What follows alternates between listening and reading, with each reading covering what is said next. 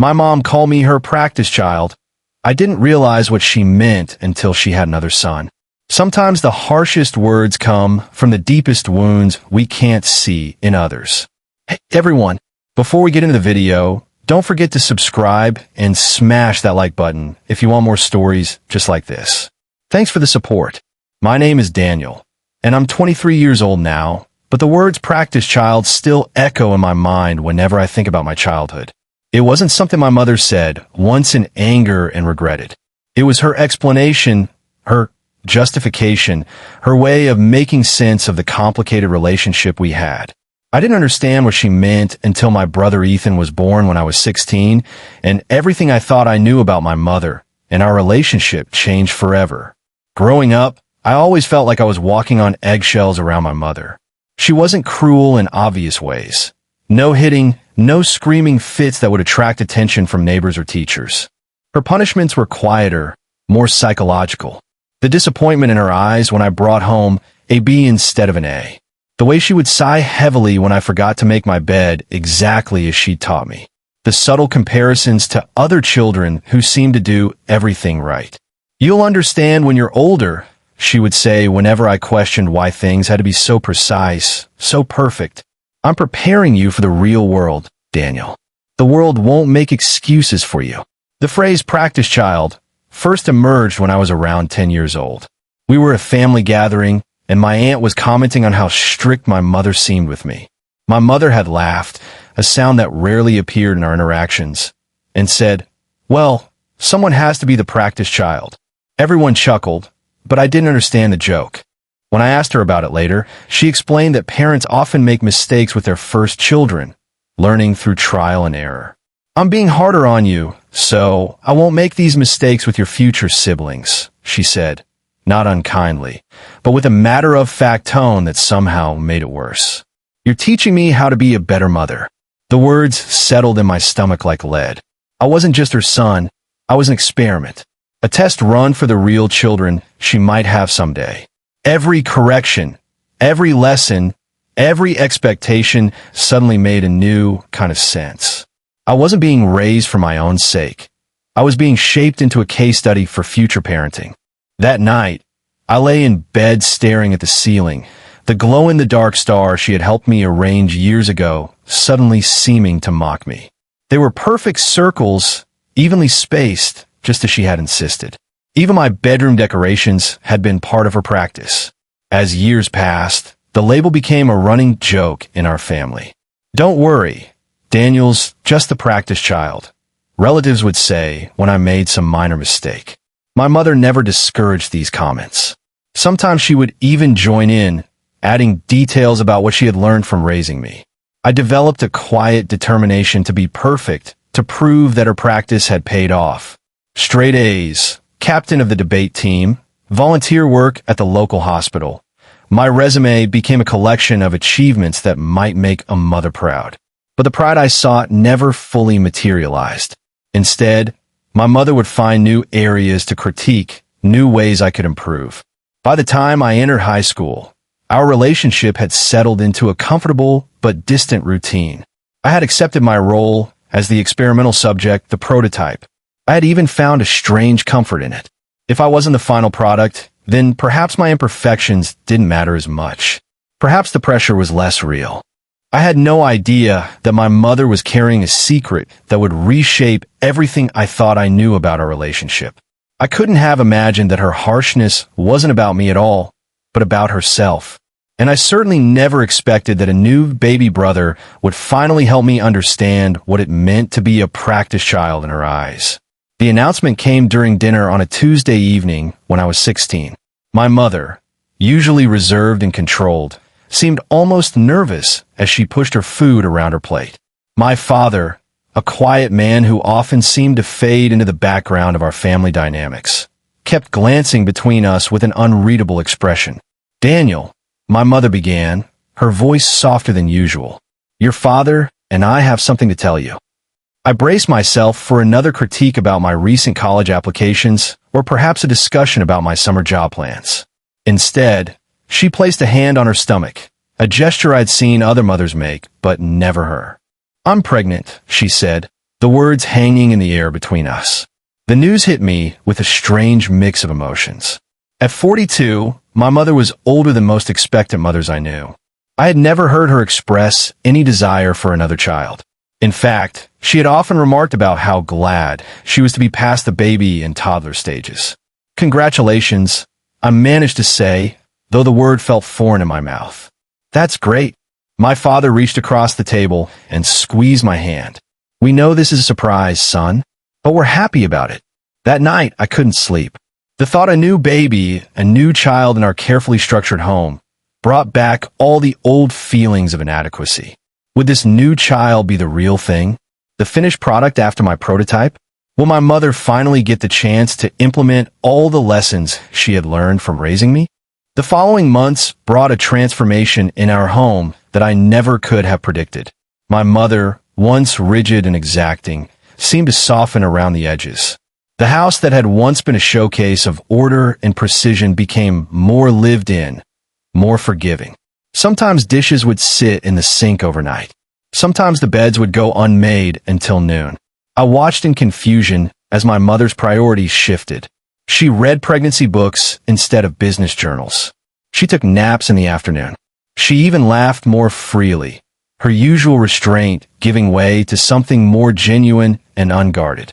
When I brought home a B on a chemistry test that would have once prompted a lecture about study habits, she simply nodded and said, "Everyone has off days, Daniel. It's not the end of the world." The change was disorienting. Part of me resented it.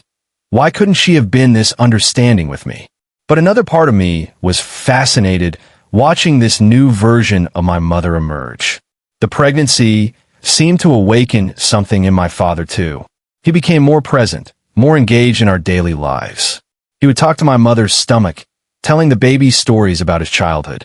Sometimes I would catch him looking at me with an expression I couldn't quite decipher, something between regret and hope.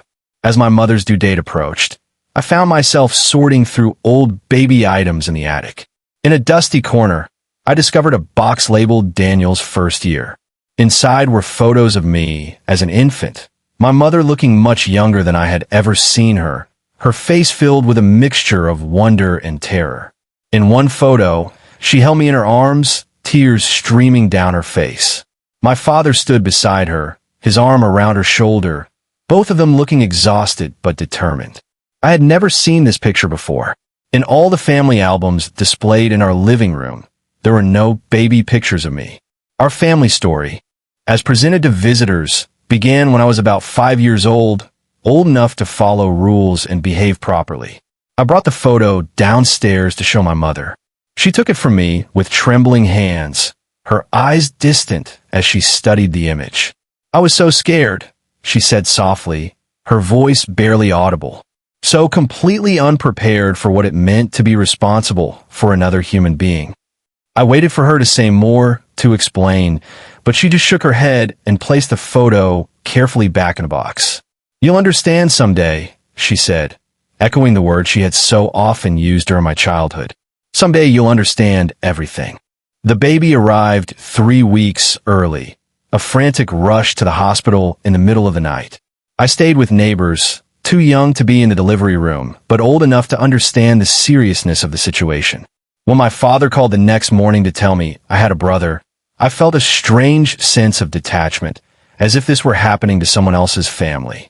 At the hospital, I found my mother looking exhausted but radiant, holding a tiny bundle in her arms. She looked up at me with an expression I had never seen before, something soft, vulnerable, almost apologetic. "This is Ethan," she said, her voice filled with wonder. "Your brother." As I looked down at the sleeping infant, I couldn't help but think about the different paths our lives would take. He would be the real thing, the final product. I was just the practice child, the rough draft before the masterpiece. What I didn't understand then was that my mother's transformation had only just begun, and the secrets she had kept for so many years were about to surface in ways that would challenge everything I thought I knew about our family. Ethan's arrival marked the beginning of a new era in our household, one characterized by a level of patience and understanding I had never experienced from my mother before. Where I had been raised with strict schedules and high expectations, Ethan was nurtured with flexibility and acceptance. When he cried, my mother picked him up immediately. When he made messes, she laughed and cleaned them up without a word of criticism. I watched these interactions with a mixture of confusion and resentment. Why had I been denied this gentleness? Why did Ethan deserve a version of motherhood that had been withheld from me? The practice child labels suddenly felt less like an explanation and more like an excuse for what I now saw as emotional neglect. The differences became even more apparent as Ethan grew. At age 3, he scribbled on the walls with crayons, a mistake that would have earned me a stern lecture and loss of privileges. Instead, my mother simply took photos of his artwork before cleaning it up, declaring him a future artist. When Ethan spilled juice on the new carpet, my mother shrugged and said, "It's just a carpet. It can be cleaned." I couldn't help but remember the time I had accidentally knocked over a glass of milk at age 7 and had been required to write a 1-page essay on responsibility. The contrast in parenting styles didn't go unnoticed by others either. At a family gathering, my grandmother pulled me aside. "Your mother seems so different with Ethan," she observed. "Softer, more relaxed."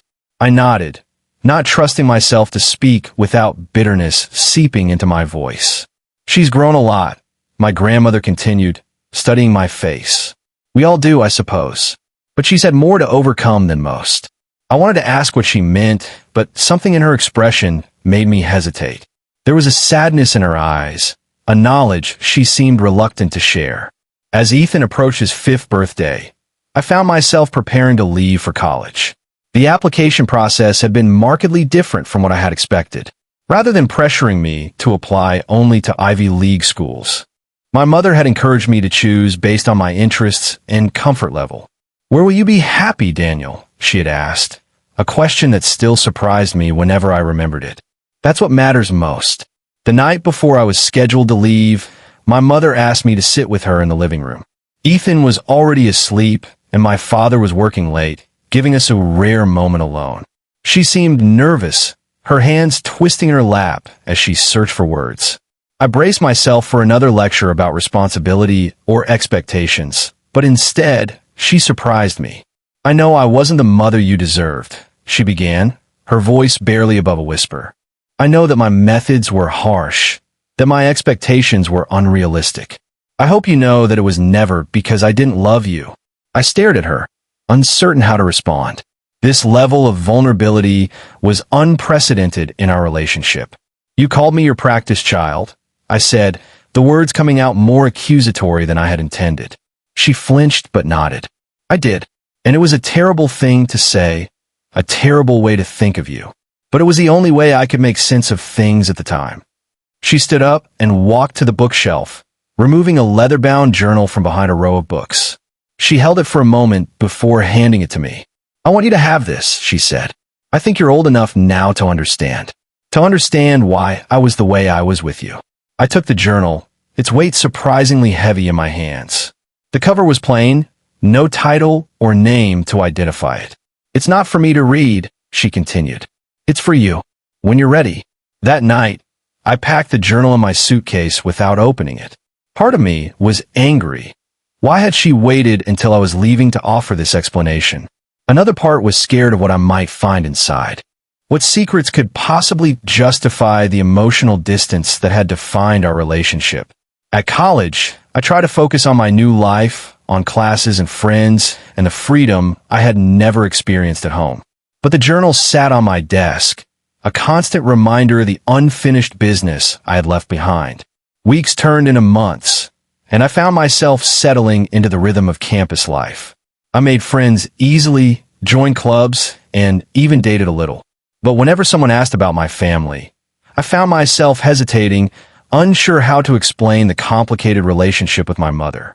During winter break, I returned home to find that Ethan had grown even more in my absence. He ran to greet me at the door, his face lighting up with excitement.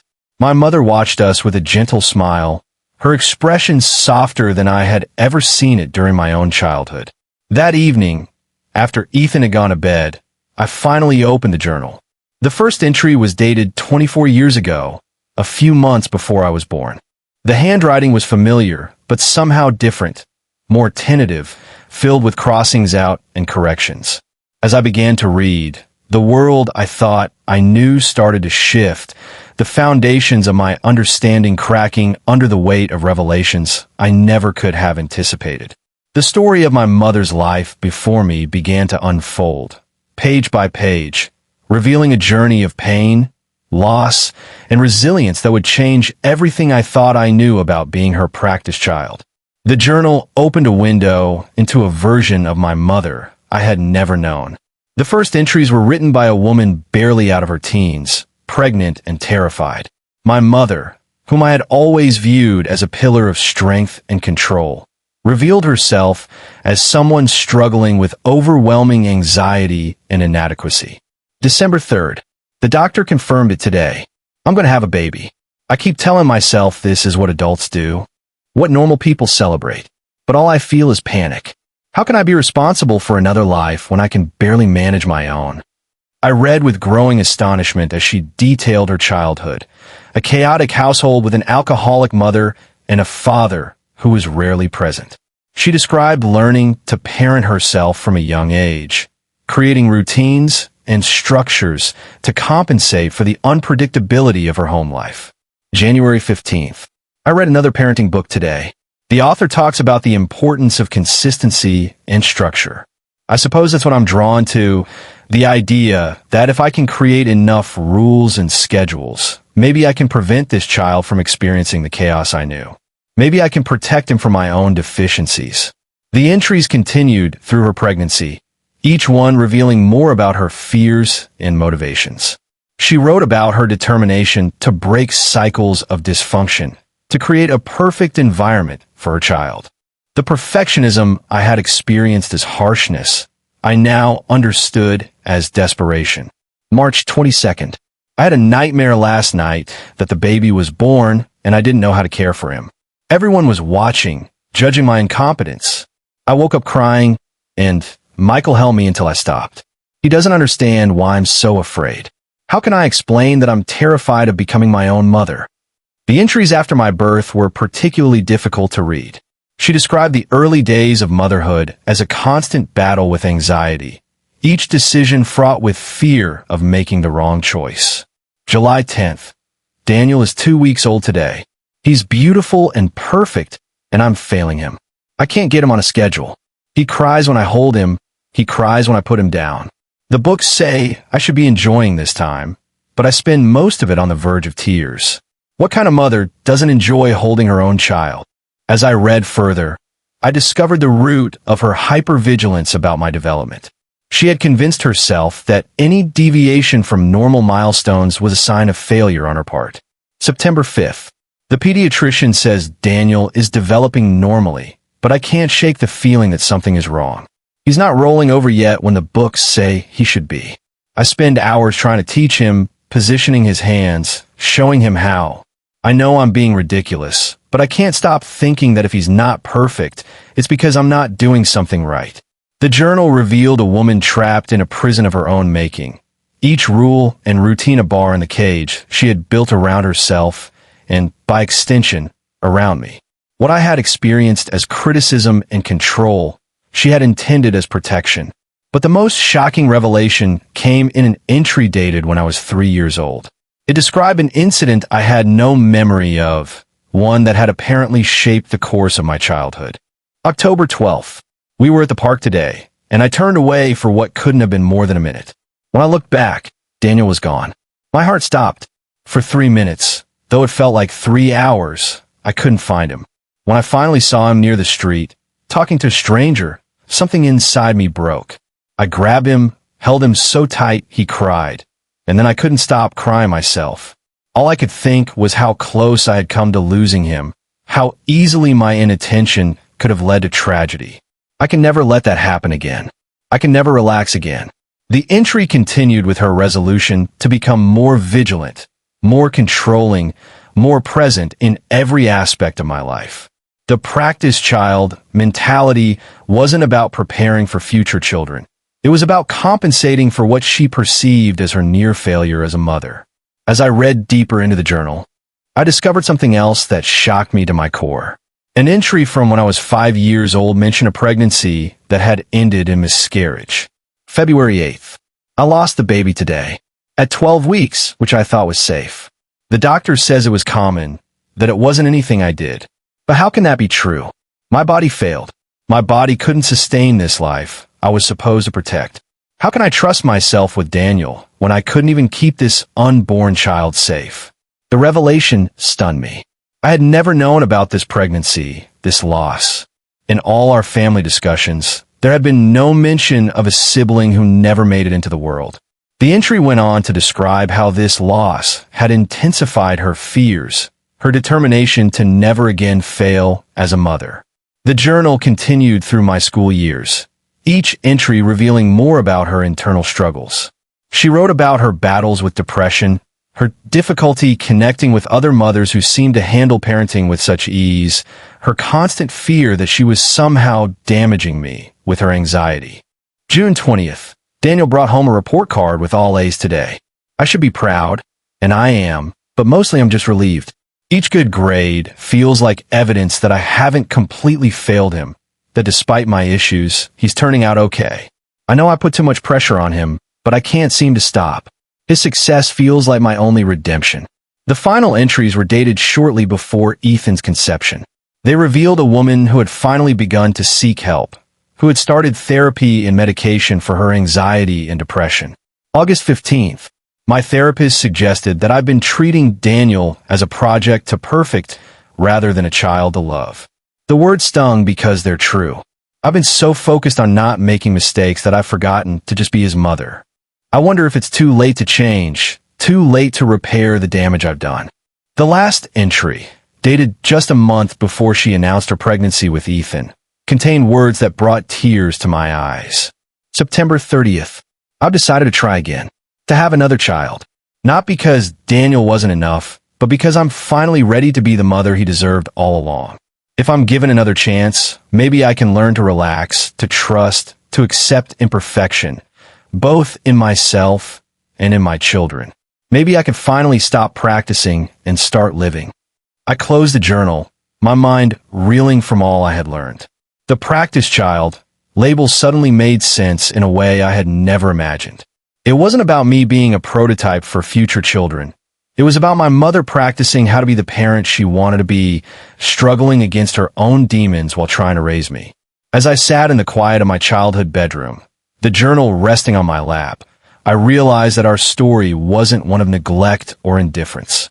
It was a story of love tangled in fear, of good intentions warped by anxiety, of a mother doing her best with the tools she had while silently battling demons I had never known existed. The question now was what to do with this knowledge. How could I reconcile the mother who had raised me with the woman revealed in these pages? And how could we move forward from here, with the truth finally out in the open?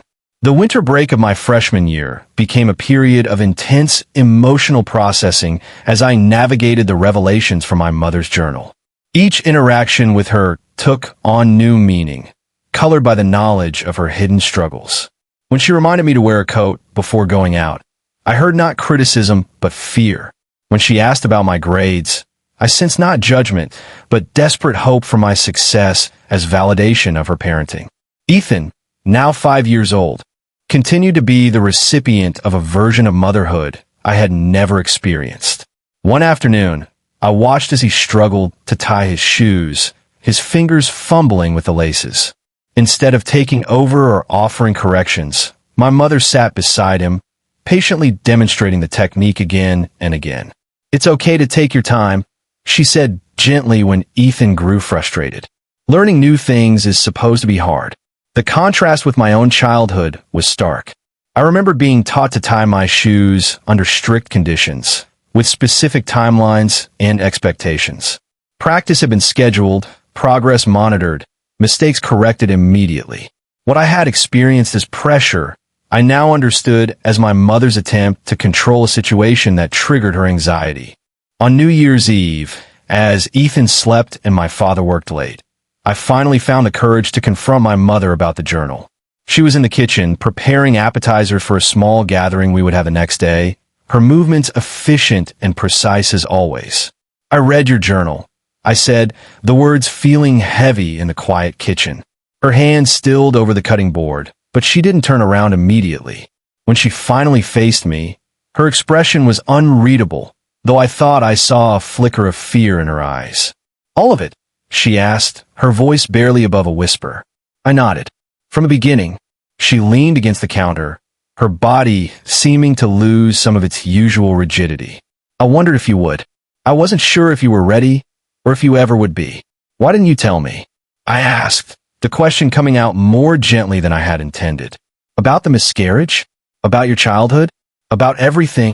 She looked away, toward the dark window, where our reflections were barely visible. How could I? You were my child. You needed to see me as strong, as capable. How could I burden you with my weaknesses? But I did see you as strong, I countered. I just thought you were cold, that you didn't care as much about me as you did about perfection. Tears filled her eyes, a sight so unfamiliar it took me a moment to process. Oh, Daniel, that was never true. If anything, I cared too much. I was so terrified of failing you that I couldn't relax enough to just love you properly. The admission hung between us, raw and honest. For the first time, I saw not the critical mother of my childhood, but the vulnerable woman from her journal entries. When did you start getting help? I asked, gesturing vaguely toward the journal. Therapy, I mean. After you started high school, she said, wiping at her eyes with the back of her hand. I watched you becoming so independent, so capable, and I realized that despite my mistakes, you were turning into an amazing person. It made me wonder how much more you could have flourished if I had been different, if I had been healthier. She paused, gathering her thoughts. Your father was the one who finally pushed me to get help. He saw what I couldn't, how my anxiety was affecting all of us. He never judged me for it, never made me feel like I was failing. He just kept suggesting that maybe talking to someone might help. I thought about my father, who had always seemed like a background character in our family story. I had never appreciated his quiet presence, his steady support of my mother through her struggles.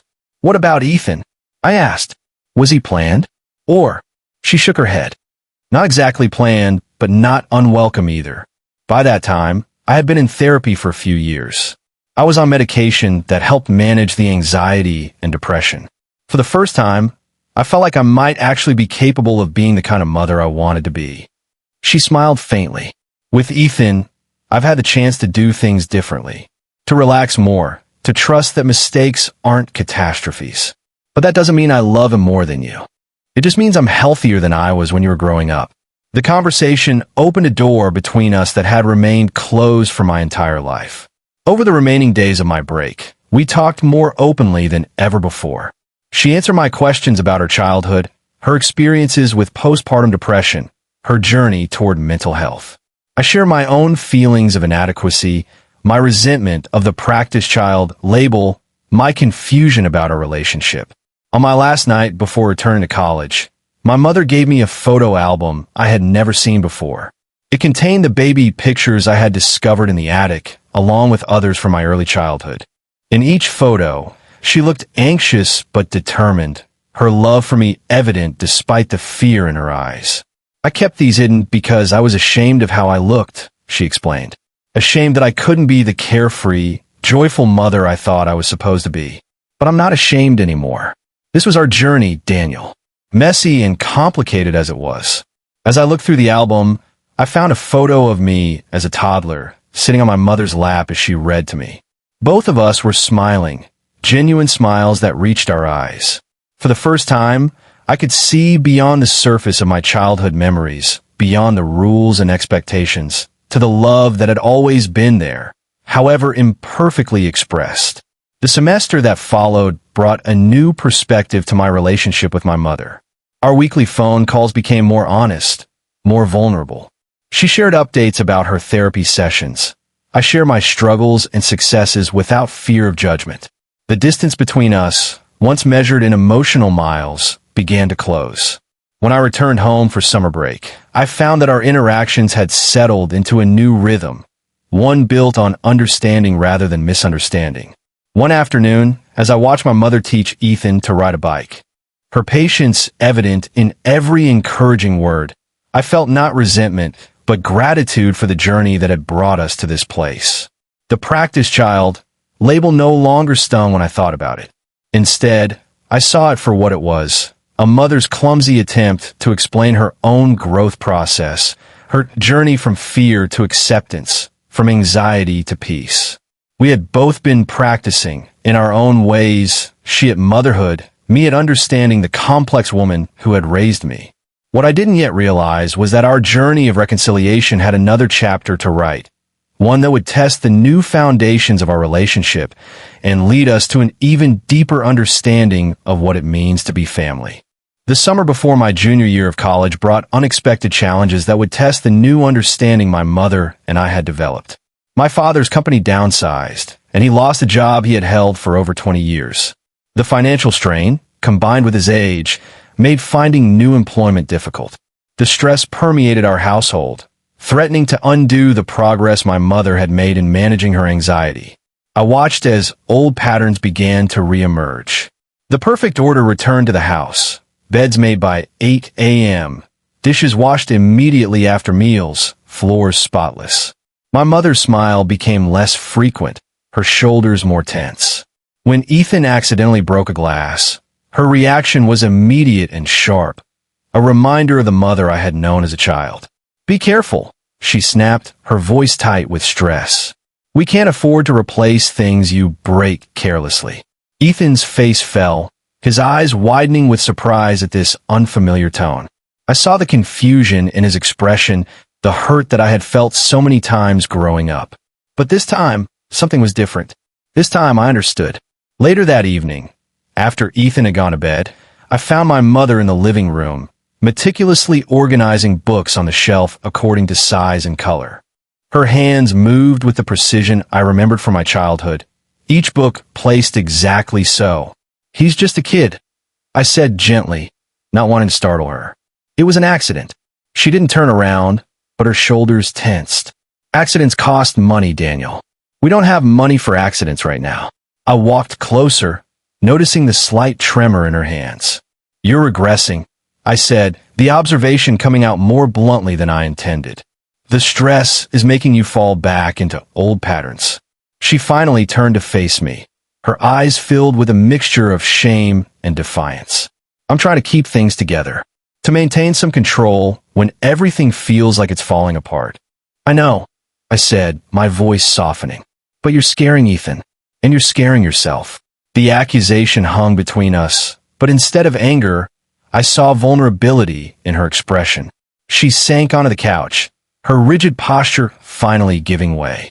"I'm trying so hard," she whispered, tears welling in her eyes. "I'm doing my breathing exercises. I'm taking my medication. I'm going to therapy. But some days, it feels like I'm right back where I started." I sat beside her, close but not touching, giving her space while offering support. "You're not back where you started," I said firmly. "You're having a setback, not a failure. There's a difference." She looked at me, really looked at me, and I saw a recognition dawn in her eyes. "You understand," she said, wonder in her voice. "You really understand. I've been reading some of your therapy books," I admitted. "The ones you keep on the shelf in your bedroom. I wanted to understand better." A small smile touched her lips. I wondered where those kept disappearing to. We sat in comfortable silence for a few minutes, the old tension between us replaced by a new intimacy. I realized that our relationship had evolved beyond the mother-child dynamic of my childhood. We had become two adults who could support each other through difficulties. "What if we talk to Ethan together?" I suggested. "Explain that you're having a hard time right now, that your reactions aren't his fault." The suggestion seemed to startle her. "I don't want to burden him with my problems. He's only 6. He already knows something is wrong," I pointed out gently. "He can feel the tension. Wouldn't it be better to give him an explanation he can understand rather than leaving him to imagine the worst?" She considered this, her brow furrowed in thought. "I don't even know what I would say. How do you explain anxiety to a 6-year-old? We could figure out together," I offered. "Maybe we could find a children's book about it. Or we could use an analogy, like how sometimes our feelings get too big and crowded, and we need to make extra space for them." The next day, we found a children's book about worries and fears, and my mother read it to Ethan while I sat beside them. When she finished, she explained in simple terms that sometimes grown-ups have big worries that make them grumpy or sad, but it's not the child's fault. Ethan listened intently, his serious expression reminding me of my own childhood attempts to understand my mother's moods. When she finished, he climbed in her lap and hugged her tightly. "I have worries too sometimes," he said, "about monsters under my bed." My mother held him close, her eyes meeting mine over his head. In that moment, I saw how far she had come. This woman who once couldn't express vulnerability, now teaching her child about emotional honesty. The summer continued with its ups and downs. My father eventually found part-time work, easing some of the financial pressure. My mother continued to struggle with her anxiety, but now had tools to manage it and the support to use those tools.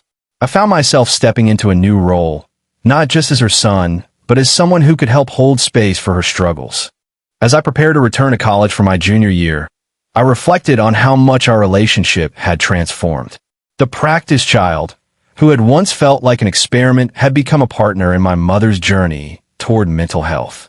The distance between us had been replaced by a connection built on mutual understanding and support. On my last night at home, my mother gave me a small wrap package. Inside was a silver picture frame with a photo of the three of us, me, her, and Ethan, taken earlier that summer. In the photo, we were laughing, our heads close together, genuine smiles on all our faces. "I never had photos like this with my family," she said, her voice thick with emotion. "No one captured the happy moments because they were so rare. I don't want our story to be like that." I hugged her tightly, feeling the last remnants of resentment dissolve completely. "Our story is still being written," I said, "and it's going to be a good one." As I drove back to campus the next day, the frame on the passenger seat beside me, I thought about the journey that had brought us to this place. The practice child label that had once caused me so much pain now represented something entirely different.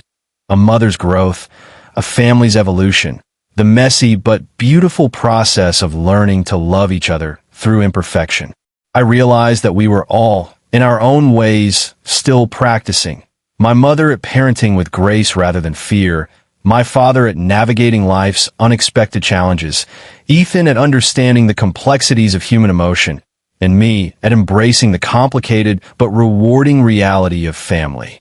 The practice wasn't about getting things right anymore. It was about showing up, being honest, supporting each other through the difficult moments, and celebrating the small victories along the way. And in that practice, in that continued effort, we had found something more valuable than perfection. We had found each other.